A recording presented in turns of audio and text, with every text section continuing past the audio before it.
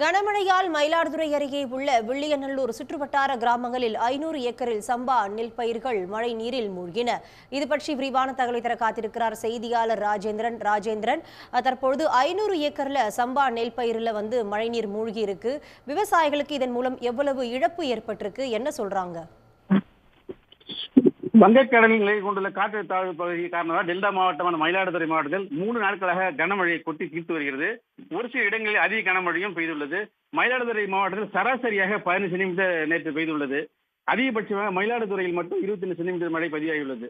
இதன் காரணமாக மயிலாடுதுறை அருகே அருள்மொழித்தேவன், கோட்டூர் கிராமங்களில் உள்ள முத்தப்பன் வாய்க்கால், கோட்டூர் வாய்க்கால் மற்றும் சேத்தூர் வாய்க்கால், ஆண்டியப்பன் வாய்க்கால் இதெல்லாம் வடிகால் வாய்க்கால் இது சரியாக தூர் வாராததால் அதனால அந்த தண்ணீர் எதிர்த்து அருகில் உள்ள வயல்களில் உள்ள புகுந்துள்ளது.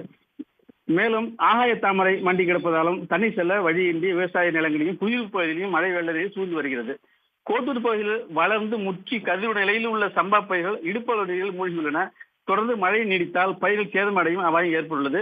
ஒரு வயலில் இருந்து சாலையாக கடந்து மற்றொரு வயலுக்கு மழை வெள்ள நீர் பாய்ந்து சென்று விவசாய நிலங்களை உட்புகுவதால் விவசாயிகள் செய்வதறியாது தகித்துள்ளனர். மாவட்டத்தில் திருவிழுந்தூர், உக்கடை, அருள்மொழித்தேவன், பாண்டூர், பொன்னூர், வில்லியநல்லூர், பன்னீர்வேலி, அடுத்து அனந்தமங்கலம், திருக்கடை உள்ளிட்ட மாவட்ட பல்வேறு பகுதிகளில் கிட்டத்தட்ட 30,000 ஏக்கர் சம்பா பயிர்கள் தண்ணீர் சூழ்ந்துள்ளதாகவும் தொடர்ந்து மழை பெய்தால் பயிர்கள் பாதிப்பு அடையும் நிலை ஏற்பட்டுள்ளது என்று விவசாயிகள் கவலை தெரிவித்துள்ளனர். இன்று காலை வரை 10,000 ஏக்கர் சம்பா பயிர் தண்ணீரில் சூழப்பட்டுள்ளதாக இந்த நிலவரம் இனிமேல் தான் தெரிய வரும் என்றும் 1800 ஏக்கரில் 33% பாதிக்கப்பட்ட பயிர்களாக கணக்கிடப்பட்டுள்ளதாக வேளாண்மைத்துறை அதிகாரிகள் தெரிவித்தனர். கோட்டூர் கிராமத்தில் குடியிருப்பு பகுதிகளையும் மழை நீர் சூழ்ந்து ஒரு சில வீடுகளில் மழைநீர் புகுந்துள்ளதால் பொதுமக்கள் அச்சமடைந்துள்ளனர். ஆறுகள், வாய்க்கால்களை முறையாக தூர்வார வேண்டும் என்றும் சேத்தூர் மற்றும் ஆண்டியப்பன் வாய்க்கால் தூர்வாரவே படாமல் இருந்தால் அந்த பகுதியில் உள்ள வில்லியநல்லூர் பகுதியில் உள்ள கிட்டத்தட்ட 500 ஏக்கர் அதாவது இளம் பயிர்கள் ஒரு 45 நாள் இருக்கும் அந்த பயிர்கள் நடப்பட்டு அந்த இளம் பயிர்கள் தற்போது மூழ்கியுள்ளது. இது அப்படியே நீடித்தால் அது ஒட்டுமொத்தமாக பாதிப்பு ஏற்படும்.